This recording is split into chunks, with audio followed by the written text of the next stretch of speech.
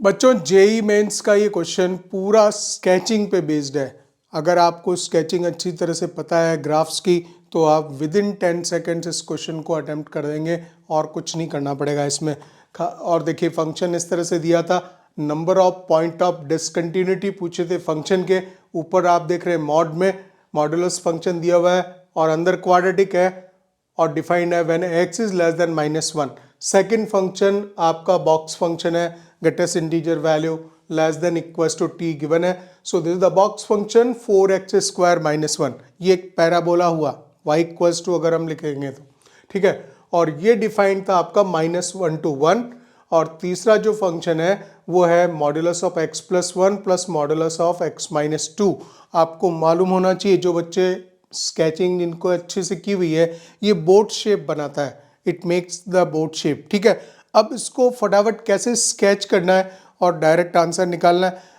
Point of discontinuity का सीधा सीधा मतलब होता है ग्राफ जहाँ जहाँ पे भी ब्रेक हो रखा है वो पॉइंट्स हम सारे निकाल देंगे and that will be the point of discontinuities. Number of point of discontinuity निकालने थे। न्यूमेरिकल बेस्ड क्वेश्चन था आपका जेई मेंस 2022 का 24 जून फर्स्ट सेशन का क्वेश्चन है। ठीक है ना, तो स्टार्ट करते हैं। आपको एक तो देखिए सबसे पहले इसकी बात हम लोग करें और ये जो ग्राफ बनेगा क्वाड्रेटिक का ग्राफ होता है, क्वाड्रेटिक का ग्राफ होता है और ग्राफ पूरा का पूरा अबव द एक्स एक्सिस होता है। अगर मैं सपोज 0 यहाँ रखूँगा, 0 -1 यहाँ रख लेता हूँ, ठीक है, -1 1 रख लेते हैं और ये 2 हो गया, ठीक है, एंड दिस इज -2। हम एक बात करें कि ये इस ग्राफ का हमें पता है कि ये ग्राफ कंटिन्यूस होता है तो ये प्रॉब्लम तो करेगा नहीं। मैं एक चीज़ निकालना चाहूँगा यहाँ पे कि क्या इसकी जो वैल्यू है वो x = -1 से पीछे डिस्कस कर रहा है, तो -1 पे कितनी वैल्यू है इसकी। -1 पे वैल्यू मालूम चल जाएगी। थोड़ा सा मैं इधर करूँ इसको क्योंकि ये थोड़ा से इसमें कई सारे पॉइंट्स आने वाले हैं यहाँ पे। ठीक है, अगर -1 पे मुझे वैल्यू मिल जाती है तो उसके पीछे तो वो कंटिन्यूस ही होता है। ठीक है ना, तो यहाँ पे उससे कोई प्रॉब्लम आने वाली नहीं है। तो -1 पे वैल्यू निकाल लेता हूँ मैं इस फंक्शन की और -1 पे अगर देखेंगे तो ये -1 मीन्स ये 2 हो गया, माइनस यानी कि +3 हो गया, -7 हो गया और ये हो गया 5 - 7। ठीक है, और उसका मॉड +2 आएगा। सारी वैल्यू पॉजिटिव आती हैं, ठीक है, क्योंकि मॉडल इसमें लग रहा है। तो इसकी जो हाइट है गाइज, इसकी हाइट है ये 2 पे आएगा। So let's say this is 1 and this is 2 and let's say this is 3। ये 2 हो चुका है, इसको मैं हटा देता हूँ। This is 2 1 2 3। ठीक है, और क्या हाइट मिली हमें -1 पे 2, तो -1 पे ये 2 हाइट ले चुका। This is the height here guys. और पीछे की क्या कहानी है, पीछे की कहानी कुछ भी हो, ग्राफ क्वाड्रेटिक का है तो या तो वो ऐसे जाके कुछ यूँ करेगा या जो भी कुछ करेगा। ठीक है, आपको पता है कि क्वाड्रेटिक का मेन ग्राफ इस तरह का बनता है, लेकिन जहाँ अगर मॉड लग जाता है तो ये वाला पार्ट भी जो है ये above the x axis reflection ले लेता है, वो भी ऊपर ही आ जाता है। ठीक है ना, लेकिन ग्राफ कंटिन्यू होता है, क्वाड्रेटिक में तो प्रॉब्लम ही नहीं है। ठीक है, तो इसको हमने ऐसे बना दिया। अब हम बात करेंगे इधर की, जो कि आपका मेन ग्राफ यही है, the box function 4x square -1 ये दे रखा है इसने। अब देखिए इसका क्या करोगे कि यहाँ पे इसको स्केच करने का मेथड है, इसका y = बॉक्स ऑफ x अगर दे देता है, बॉक्स ऑफ fx कुछ फंक्शन होता है, तो उसको स्केच करने का मेथड ये है कि you just draw the integer point on the y axis, क्योंकि y की वैल्यू आपको लेनी है और उसकी corresponding value of x values हम निकालते हैं और उन वैल्यूज़ को हम प्लॉट करते हैं। उस बीच में देखते हैं कि ग्राफ कैसा बनेगा। आपको पता है स्टेप फंक्शन बनता है और यहाँ जो है इस तरफ जो भी ग्राफ बनता है सॉलिड सर्किल बनता है और यहाँ पे होलो सर्किल बनता है। इस तरह का स्टेप फंक्शन बनेगा और जैसा क्वाड्रेटिक का ग्राफ होता है उसी टाइप का स्टेप फंक्शन इस तरह से बनते जाते हैं, स्टेप्स बनते जाते हैं, जैसे कि हम क्वाड्रेटिक के ग्राफ से नीचे उतर रहे हैं और उस पर फिर ऊपर चढ़ रहे हैं। ठीक है ना, एग्जैक्टली वैसे ही बनता है ये। अब इसकी बात कर लेते हैं। अब देखिए यहाँ पे मैं क्या करूँगा, इंटीजर पॉइंट्स मैंने ऑलरेडी पहले इस पे y एक्सिस पे मार्क किए हुए, मेथड है पूरा, और उस मेथड को बता रहा हूँ मैं कि ऐसे फंक्शन में जो कि y equals to f x का बॉक्स हो, तो इसमें क्या है कि first you draw the integer point on the y axis and find the corresponding points on the x axis. तो वो कैसे करेंगे कि जो y की वैल्यू 0 हम प्लेस कर देते हैं, अगर ये वैल्यू 0 रहती है मेरी, ठीक है ना, तो उसके अकॉर्डिंग फिर मैं x की वैल्यू निकालूंगा। अगर इसको मैं 0 प्लेस कर देता हूँ, 4x² - 1 इक्वल टू 0, ठीक है, और फिर इसको 1 पुट करेंगे, 2 पुट करेंगे, 3, और उसमें करस्पॉन्डिंग पॉइंट्स निकालेंगे, ठीक है ना। तो वैल्यूज को देखिए हमारा क्या रहेगा, डायरेक्टली y 1 भी लिखेंगे, 2 लिखेंगे, 3 और 4 और करस्पॉन्डिंग पॉइंट्स निकालेंगे। पहला काम ये 0 रखा मैंने, तो यहाँ पे जो x की वैल्यू आएगी वो आएगी +-1/2, ठीक है। अगर मैं 4x² - 1 को एग्जैक्टली 1 रख देता हूँ, अभी, और करस्पॉन्डिंग पॉइंट्स यहाँ पे जो x एक्सिस पे जो पॉइंट्स लाई कर रहे हैं वो निकालने के लिए मैं काम कर रहा हूँ अभी, ठीक है ना, अभी पूरी रेंज नहीं निकाल रहा हूँ।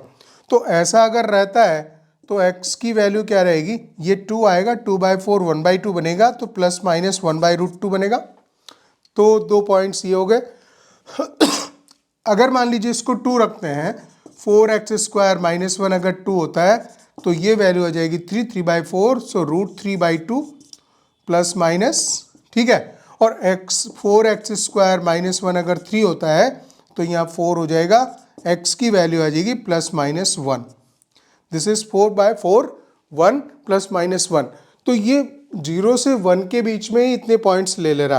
तो देखिए पहला पॉइंट आएगा 1/2 मैं यहाँ लिखता हूँ, दिस इज 1/2, ठीक है। फिर आएगा 1/√2, पॉजिटिव वैल्यूज लिख दे रहे हैं, ठीक है। फिर आएगा 1, फिर आगे के नंबर्स आएंगे। तो ये जो ड्रॉ हो रहा है सारा वो 1 से आगे भी होगा, तो वो बस यहीं तक रखते हैं। थोड़ा सा इजी करने के लिए मैं 1 को थोड़ा सा यहाँ ड्रॉ कर दूँ जिससे हमें पॉइंट इजीली मिल जाए। Let's say this is 1 and let's say this is 2, right. पीछे भी ऐसा कर देते हैं थोड़ा सा, तो आपको पॉइंट्स देखने में इजी होगा, राइट। ये होगा क्योंकि between 0 and 1 so many points are there. अच्छा, हमने लिखा यहाँ पे हाफ, यहाँ पे हाफ लिख लेते हैं, कोई दिक्कत नहीं है, ये सब रफ स्केच होते हैं, ठीक है। ये नेक्स्ट लिखेंगे 1/√2 और आएगा हमें √3/2, बिल्कुल इसके बीच में ही पड़ेगा ये। अच्छा, पीछे चलेंगे, -½ आएगा, फिर आएगा माइनस का 1/√2 और माइनस का √3/2। ये सारे पॉइंट्स मैंने ड्रॉ कर दिए हैं, ठीक है। अब हम बात कर रहे हैं इसकी कि जो ये वैल्यू है, ये जो वैल्यू कौन सी, किस वैल्यू की बात कर रहे हैं, जब -½ से ½ के बीच में था। तो जो नीचे का ग्राफ है उसका फॉर्मेट आपको पता होना चाहिए पहले से, कि क्या होता है कि इसके इधर स्टेप्स बनते हैं, इसके इधर स्टेप्स बनते हैं, बीच में क्या होता है बिटवीन 0 एंड ½ अगर सपोज मुझे चेक करना है तो कैसे मालूम पड़ेगा, 0 और ½ के बीच में मैं उस वैल्यू को यहाँ रख के देख लेता हूँ। चलो, बेस्ट तरीका ये है, हम बिल्कुल क्रॉस चेक पे चल रहे हैं, हमें याद नहीं है कि क्या बनता है ना।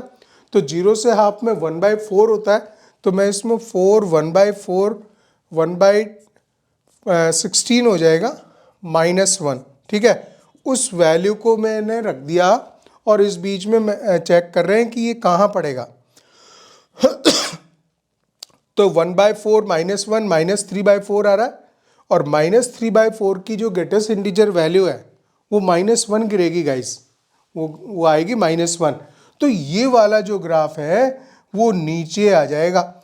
और यहाँ पे क्या हो रहा है, यहाँ पे तो स्क्वायर्ड वैल्यू है, तो जो इस जगह देखिए यहाँ पे स्क्वायर्ड वैल्यू है, तो -1/2 से 1/2 के बीच में एक जैसा बिहेवियर रहेगा इसका, क्योंकि वहाँ से पूरी जो वैल्यू है वो धड़ाक से नीचे गिरेगा स्टेप फंक्शन में और -1 पे जाके गिरेगी, तो ये यहाँ पे गिरेगी। ये वाला आइडिया पहले से होना चाहिए कि इधर सॉलिड सर्किल बनेगा, इस साइड में होलो सर्किल बनेगा, यहाँ से लेके यहाँ तक तो आपके पास में ये सिचुएशन आ गई। फिर हम बात करें 1/2 से 1/√2 तक, तो अब ये वैल्यू जो है 0 लेगा गाइस, यहाँ पे सॉलिड सर्किल हो जाएगा। अब अगर आपको चीज़ें अच्छे से पता हैं तो आप फटाफट बनाते चले जाओ। यहाँ बनेगा, फिर इसके बाद में यहाँ बनेगा, ठीक है, ये हो गया। अब काम चालू हमारा हो चुका है और इसके बाद में यहाँ बनेगा, ठीक है, इसके बाद में ये इस तरह से जाएगा, ठीक है। और बात कर रहा 1 से आगे की, तो वो अभी हम देखते हैं। पहले इधर का भी ग्राफ बना देते हैं और इसके बाद में ये पीछे जाएगा, यहाँ गिरा था, इसके बाद में इस पे आएगा, तो इसके पीछे ये इस जगह पे आएगा, ये यहाँ सॉलिड होगा, यहाँ होलो होगा, ठीक है, दिस इज होलो पॉइंट, ठीक है। ग्राफ यहाँ टूट गया एक बार। अच्छा, -1 वैल्यू ली, 0 ली, अब 1 लेगा, तो 1 लेगा, इसके बीच में लेगा। भाई बहुत क्लियर होता है ये सारा, इतना आपको सीखा हुआ होना चाहिए, ठीक है। और जब ये वैल्यूज थी -√3/2 से -1 के बीच में, तो इसने वैल्यू 2 ली थी, तो ये वैल्यू मैं इसको माइनस इसके सामने कर देता हूँ, -1 पे 2 वैल्यू ली थी, ये 2 के सामने, ठीक है। तो यहाँ पे ग्राफ ऐसे आएगा, इस तरह का आएगा, और यहाँ कैविटी थी, तो उसके बाद में पीछे कैसे चलेगा, उसके पीछे तो कंटिन्यू है, उसके पीछे तो क्वाड्रेटिक है, सोचना ही नहीं है कि क्या चल रहा है, ठीक है ना। अच्छा, अब आ जाइए आप कहाँ पे, कि हम यहाँ पे डिस्कस करना चाह रहे हैं कि ये जो मॉडुलस फंक्शन है इनका क्या होता है। भाई ये बोट शेप लेता है, बोट शेप लेता है ना, तो बोट शेप में हमें ये भी निकालना पड़ता है क्रिटिकल पॉइंट्स कौन से हैं। अगर इसमें मैं देखूँ क्रिटिकल पॉइंट्स हैं -1 और 2, -1 2, तो -1 पे और 2 पे ये ऐसी शेप रहेगी इसकी, और बोट बनाएगा, बोट शेप बनेगी। तो बोले इसके -1 से 2 के बीच में कैसा बिहेवियर रहेगा, ये तो हमें पता है शेप का, शेप ये वाली होती है, जिस तरह से बोट होती है, बोट की शेप ये लेता है। लेकिन अब इसमें -1 से 2 के बीच में कितना बना है, तो 0 पुट करके देख लो यार, इसमें 0 पुट करो, यहाँ पे 0 पे मालूम पड़ेगा कि ये इसकी y की वैल्यू कितनी आ रही है। तो 0 पुट करेंगे तो ये आएगा 1, और 0 पुट करेंगे -2 का भी mod 2 हो जाएगा, तो 3 वैल्यू लेगा यहाँ पे। तो ये वैल्यू देखो बिल्कुल इसके सामने आ रही है, यहाँ पे 3 वैल्यू लेगा, और ये बोट शेप बनने वाली है, ठीक है ना। और हम जो डिस्कस कर रहे हैं ये 1 से बड़े में ही कर रहे हैं डिस्कस। तो यहाँ से जो ग्राफ बनेगा, अभी एक चीज पहले ये में हम देख ले कि इसकी हाइट इसने ली 3, ठीक है, और बोट शेप बननी थी। तो मैं पहले ग्राफ दिखा दूं आपको। यहाँ पे क्या है, -1 के पीछे यहाँ 0 है, एक्चुअल में 3 हाइट पे रहने वाला है, और ये एक्चुअल में ग्राफ ये वाला है, ये वाला ग्राफ है। और इस ग्राफ को उठा के मुझे यहाँ पे फिट करना है, और मुझे चाहिएगा कब से, 1 से बड़े में। गाइस समझ रहे हैं, बड़ा इंटरेस्टिंग पॉइंट है कि इस चीज को उठा के मुझे यहाँ पे रखना है, और ये 3 के सामने आ ही रहा है, इसको हटा दो, क्लियर रखो, है ना। 3 के सामने आ रहा है, बट क्या चीज है, 3 के आगे ये कंटिन्यू चल रहा है ना। तो यहाँ पे हमें 1 के आगे मिलेगा, 1 यहाँ मिलेगा, तो यहाँ वाला ग्राफ काट के मैं यहाँ रख देता हूँ। ये वाला ग्राफ मैंने कट किया यहाँ से, और कट करके इसको ऐसे रख दिया। ये बोट हमारी 1 से आगे की मिली। बोले पीछे वाली बोट का क्या हुआ, उसने बोला था x > 1 पे आप जो डिफाइन होता है ना, उसके आगे का ही ग्राफ प्लॉट करो, तो वही किया हमने। सारा काम हो चुका है, ठीक है, सारा काम हो चुका है। अब हमें पॉइंट ऑफ डिसकंटिन्यूटी निकालने हैं, वो कितने होंगे। तो ये पूरा स्केचिंग आनी चाहिए, बहुत सारे इंटरनल पॉइंट्स हैं जो पता होने चाहिए, ठीक है। अब हम खाली एक काम करते हैं कि इसमें पॉइंट ऑफ डिसकंटिन्यूटी काउंट कर लेते हैं, कितने कहाँ कहाँ ग्राफ टूटा है।